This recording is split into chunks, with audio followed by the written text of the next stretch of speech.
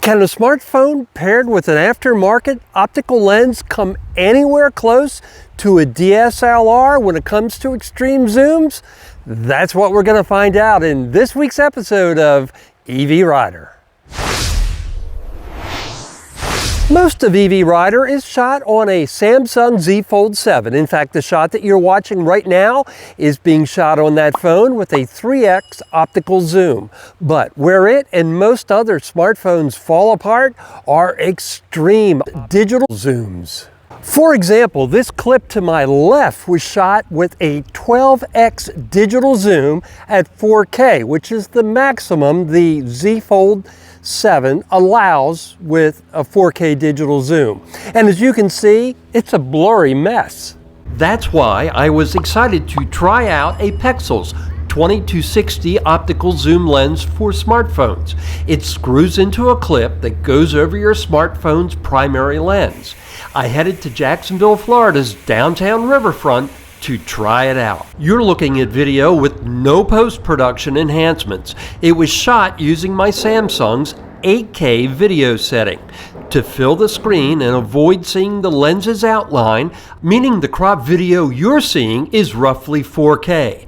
That's assuming you have a screen that supports 4K and you have YouTube's video quality set to 4K or higher. The lens kit includes a tripod, but unless you'll be shooting on a table or some other perch, it's too short to be useful in most situations.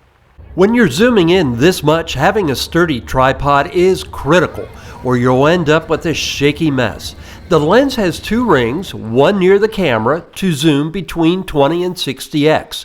The other ring in front manually focuses the lens. Getting your shot set up takes patience, but that's going to be true of most extreme zoom lenses. If you're thinking this lens will work for capturing spur-of-the-moment stuff like a random bird flying by, it won't. By the time you get it properly focused, the moment will be over. But if you'll be using it for shots you can anticipate, like the boats and other things featured in this video, it works as expected.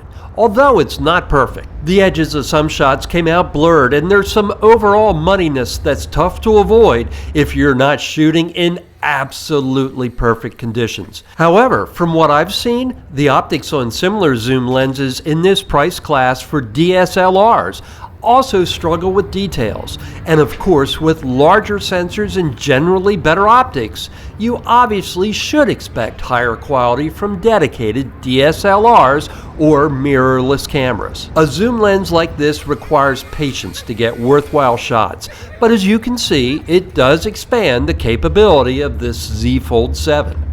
A professional videographer or photographer with a high-end camera with glass costing thousands of dollars alone is certainly not going to be satisfied with the results.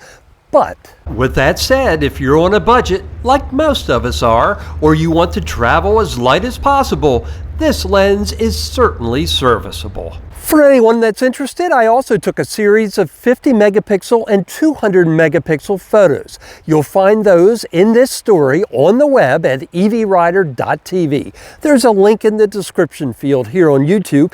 There's also a product link to this lens in the description field and on the web for anyone that might be interested. And a quick note, this is not a review unit sent by the manufacturer. I paid for it with my own money.